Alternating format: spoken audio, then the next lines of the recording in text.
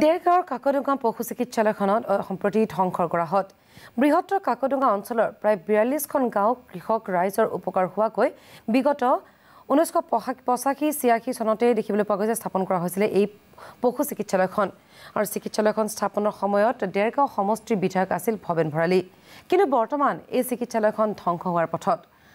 আৰু উল্লেখযোগ্য যে বৰ্তমানৰ বিধায়ক ভৱেন ভৰালী ৰাইজৰ দাবী কাকডোঙা পশু চিকিৎসালয়খন হয় পুনৰ ৰাইজৰ বাবে মুকলি কৰক নহলে ভাঙি পেলাওক অধিক জনাব আমাৰ সাংবাদিক সমীৰণ দিগন্তই হয় মই বৰ্তমান উপস্থিত আছো গোলাঘাট জিলাৰ দেৰগাঁও বিধানসভা সমষ্টিৰ অন্তৰ্গত বৃহত্তৰ কাকডোঙাৰ মাজিকুছি গাঁৱত উপস্থিত আছো আৰু সেই গাঁওখনৰ অন্যতম এক ৰাজহুৱা প্ৰতিষ্ঠান হল আৰু সেয়া হল এখন পশু চিকিৎসালয় মই এবাৰ কেমেৰা পাৰ্চন প্ৰশান্তক মই দেখুৱাবলৈ কৈছো যে অসম চৰকাৰ পশু চিকিৎসালয় উপকেন্দ্ৰ মাজুকুছি গোলাঘাট অসম এখন সাইনবোৰ্ড আছে আৰু সেই সাইনবোৰ্ড থকা যেটো পশু চিকিৎসালয়ৰ যেটো গৃহ সেই গৃহটো যদি অৱস্থা এবাৰ আমি কেমেৰা পাৰ্চন প্ৰশান্তক আমি দেখুৱাবলৈ কওঁ তেতিয়ালে হয়তো দেখাৰ পিছত গম পাব যে কেনেদৰে এখন পশু চিকিৎসালয় এটা চৰকাৰী প্ৰতিষ্ঠান কেনেদৰে ধ্বংসৰ গৰাহত সম্পূৰ্ণৰূপে বিলীন হৈ গ'ল আটাইতকৈ গুৰুত্বপূৰ্ণ কথা যে বৰ্তমান সময়ত অসম চৰকাৰৰ যিগৰাকী কৃষি তথা পশুপালন মন্ত্ৰী সেইগৰাকী গৃহ জিলা হল গোলাঘাট আৰু এই যি সমষ্টিত বিধায়ক আছে সেই সমষ্টি হল মিত্ৰজোঁট চৰকাৰৰ অসম গণ পৰিষদৰ ভৱেন্দ্ৰনাথ ভৰালী এইটো সমষ্টিৰ তেখেত বিধায়ক আৰু এজন মন্ত্ৰী থকা এখন জিলাত আজি পশু চিকিৎসালয় বিভাগৰ এটা কাৰ্যালয় এখন পশু চিকিৎসালয় এনেদৰে সম্পূৰ্ণৰূপে জহিক হৈ সম্পূৰ্ণৰূপে শেষ হৈ গ'ল সমান্তৰালভাৱে যদি আমি চাওঁ পশু চিকিৎসালয়খনৰ মূল গৃহটোৰ লগতে যিসমূহ আৱাসগৃহ আছিলে সেই আৱাসগৃহসমূহ সম্পূৰ্ণৰূপে ধ্বংসস্তূপত পৰিণত হ'ল এটা বৃহৎ এলেকা সেই এলেকাটোত খুব সুন্দৰভাৱে ইতিমধ্যে 2010-12 চন মানলৈকে এই চিকিৎসালয়খন সম্পূৰ্ণৰূপে চলন্ত অৱস্থাত আছিল কিন্তু তাৰ পিছত হঠাতে ইয়াৰ যিখিনি এমপ্লয়ি সেই এমপ্লয়িসকলক বেলেগলৈ লৈ যোৱা হ'ল আৰু তাৰ পিছত লাহে লাহে ধ্বংসৰ গৰাহত পুত গ'ল এখন চৰকাৰী পশু চিকিৎসালয় মোৰ লগত যথেষ্ট ৰাইজ আছে এই অঞ্চলৰ মই অকমান আপোনাৰ ওচৰলৈ আহিম প্ৰথমতে আটাইতকৈ গুৰুত্বপূৰ্ণ কথা যে ইতিমধ্যে কোৱা হৈছে নিউজনৰ কথা কোৱা হৈছে উদ্যোগীৰ কথা কোৱা হৈছে সকলোখিনি কথা কোৱা হৈছে আৰু সমান্তৰালভাৱে চৰকাৰে নিজে কেনেদৰে মানুহ এজনে উৎপাদনমুখী হ'ব পাৰে তাৰ কাৰণে ব্যৱস্থা গ্ৰহণ কৰিছে আৰু তেনেস্থলত অসম চৰকাৰৰ পশুপালন মন্ত্ৰীগৰাকী গোলাঘাট জিলাৰ গতিকে এই বৃহত্তৰ কাকডোঙা অঞ্চলৰ ৪২খন গাঁৱৰ মানুহৰ গৰু ছাগলী বা ধৰি বিভিন্ন পশুধন আছে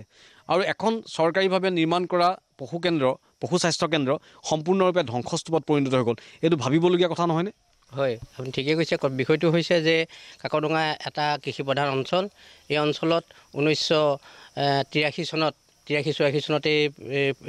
হেৰিখন হস্পিটেলখন প্ৰতিষ্ঠা হৈছিলে কিন্তু আৰু 85 চনত এই হস্পিটেলখন মুকলি কৰা হৈছিল তাৰ পিছত এই হস্পিটেলখনত অলপ চেকাচুকাকে অলপ দৰৱ আছিলে এই অঞ্চলৰ পশু যিসকল পালক তেখেতসকল অলপ পাইছিল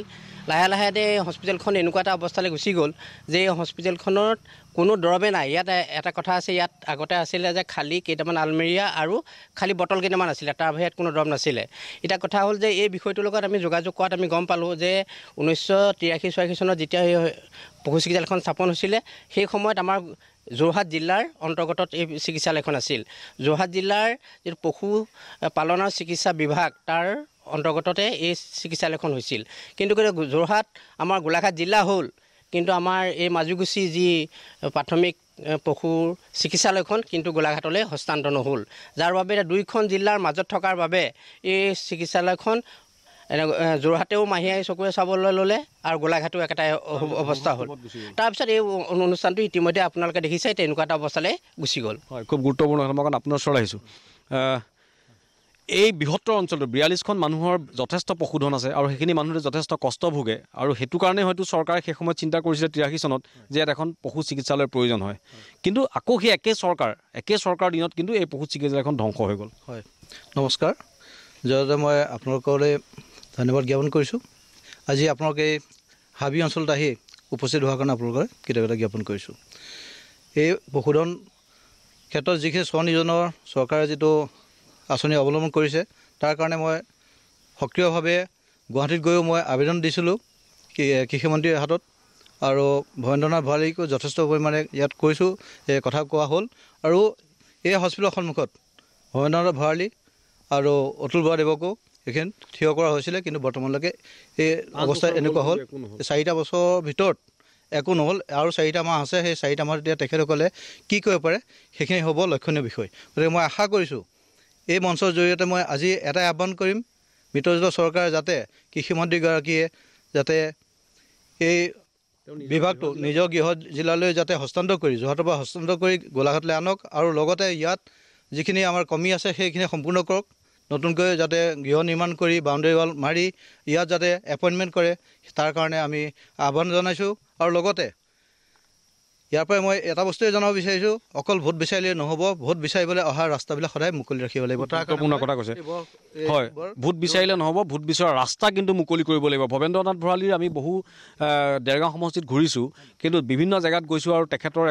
যি 5 বছৰ তেখেতৰ যি উন্নয়ন হ'ব লাগিছিলে তেওঁ কিন্তু তাত সম্পূৰ্ণৰূপে বিফল হৈছে। এখন পশু চিকিৎসালয় আমি দেখিছোঁ যে সম্পূৰ্ণ জৰাজীৰ্ণ হৈ গ'ল, তাৰ হাবিকেইডাল কটাৰ ব্যৱস্থাও কিন্তু তেওঁ 4 বছৰ 5 বছৰত কৰিব নোৱাৰিলে। হয়, চাওক, আচলতে বৃহত্তৰ কাকডোঙা এটা কৃষি প্ৰধান আৰু পশুপালনৰ ওপৰত এই অঞ্চলৰ ৰাইজে